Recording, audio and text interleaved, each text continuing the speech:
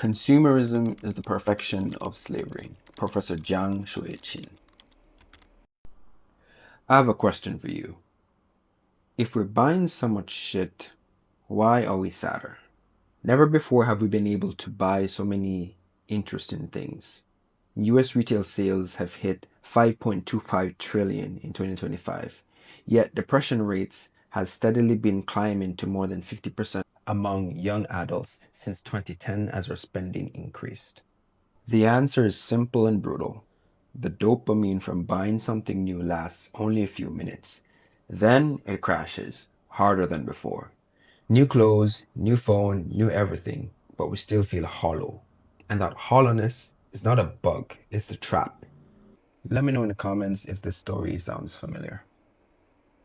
Maya lived in a city that never slept. Every morning she stepped out of a sleek, glass-fronted building, slipped on the latest sneakers, and joined a stream of people carrying bags that whispered promises of happiness. Her apartment was a showroom of minimalist designed white walls, a single piece of furniture, and wall-to-wall screen that screamed the newest releases, the hottest trends, the endless must-have items that seemed to multiply while she slept. For Maya, each purchase was a small victory, a proof that she was keeping up, that she was alive in the eyes of the world.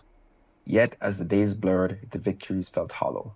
The new phone's shine faded before the next model arrived. The designer jacket lost its luster after a few washes.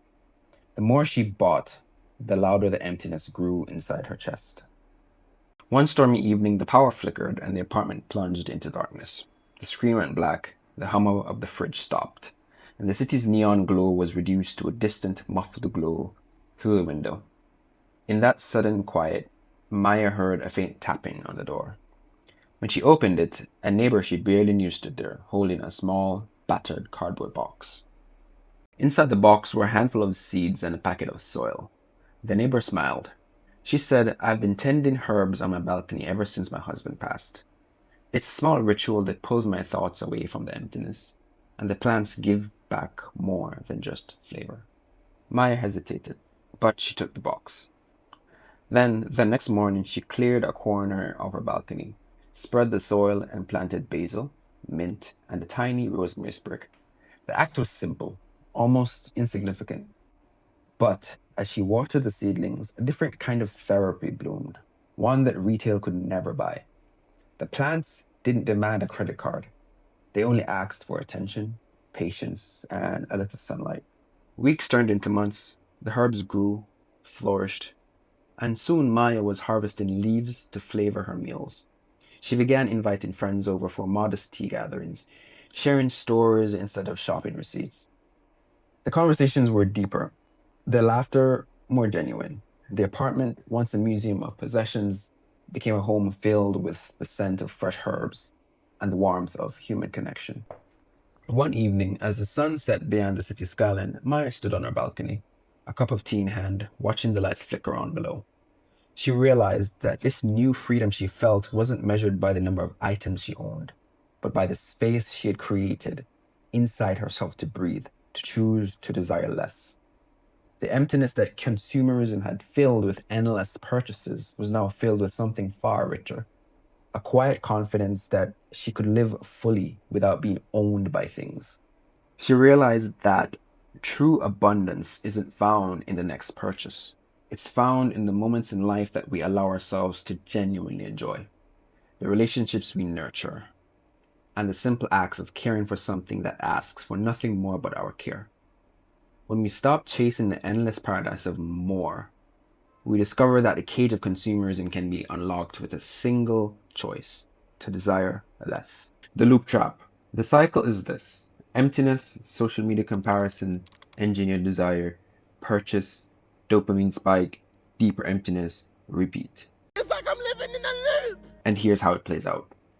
After work, you feel that emptiness, a quiet hum that something's missing. So you open Instagram or TikTok just for a minute. Instantly, you're drowning in other people's lives, outfits, vacations. Your brain doesn't choose the next thought, the algorithm plants it. You're behind, you need to catch up. You're not filtering on your values. You're tired, numb, maybe lonely. So the shoes or the new phone don't feel like a purchase to you. They feel like solutions, like proof you're keeping up. And for 48 hours, it works. Then the emptiness returns, only deeper this time. Take a look at this chart. Psychologists call this the hedonic adaptation or the hedonic treadmill. A new phone or upgrade feels incredible for a moment, then quickly becomes ordinary. So you chase the next high. The science of the trap. Here's what's happening in your brain. Dopamine doesn't reward satisfaction, it rewards anticipation. The new phone feels incredible for 48 hours, then it just feels ordinary. So you need the next hit, kind of like a junkie. Keep in mind that this is a feature, not a bug. It's just the way our brains work.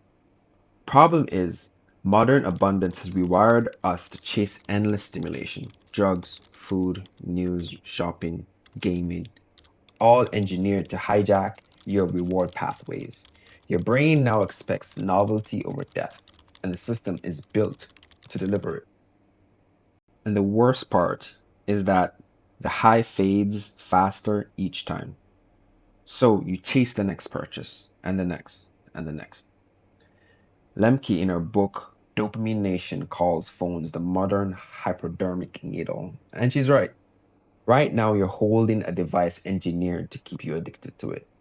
Now stop a minute and think about what happens if you stop needing your phone, if you never needed to open those apps again. Their entire business model collapses, which means they need you addicted to it, not as a side effect, but as the core strategy. It's simply what keeps them going. With that in mind, your phone is kind of dangerous, isn't it? But here's what changes everything. Once you see the mechanism, you can stop blaming yourself and start blaming the system. The loop isn't your fault, but breaking it, that's your choice. And it starts with awareness. We can create awareness by using a simple written activity. What I have is a desireless worksheet. The link is in the description. So just go and download it.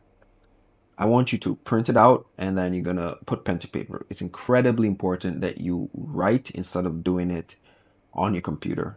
Your brain needs to make that connection. I'm going to walk you through each part. So the first part is who you become. This is your freedom statement. So in my example, I wrote, I am someone who desires less and feels whole without new purchases.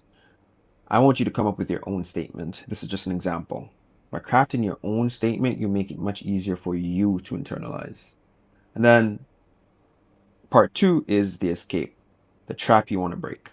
So you want to stop buying clothes from IG stories, for example. You need to get specific about what keeps trapping you. Here we're bringing awareness to the problem, which is the first step in changing habits. Then in part 3, this is the urge, your emptiness trigger.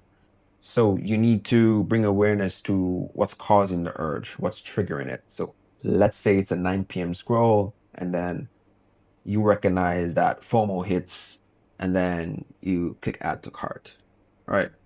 Or maybe you're scrolling and then you get triggered because someone that you look up to or someone who you think you're in competition with has a specific item. So you then go and buy the same item just to compete, right?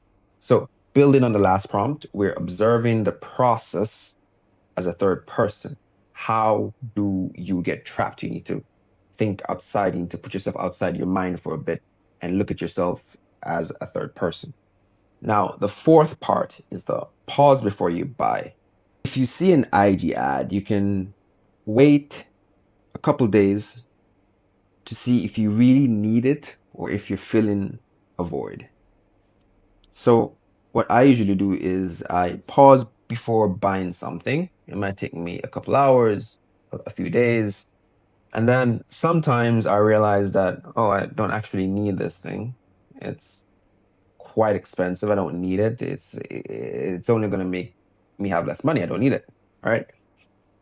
So pause before buying will allow you to rationally assess whether you need the item or not. All right, that's it. Download the worksheet now.